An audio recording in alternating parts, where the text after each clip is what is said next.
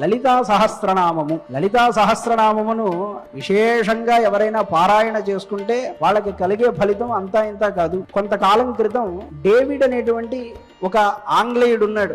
ఇది ఈ మధ్య కాలం జరిగిందే, మరి ఎక్కువ రోజుల్లో ముందు జరిగినది కాదు. డేవిడ్ ఫ్రాలే కాదు. డేవిడ్ ఫ్రాలే అంటే వామదేవ శాస్త్రి గారు, ఆయన వేరు. డేవిడ్ అని ఒక ఆంగ్లేయుడు ఉన్నాడు.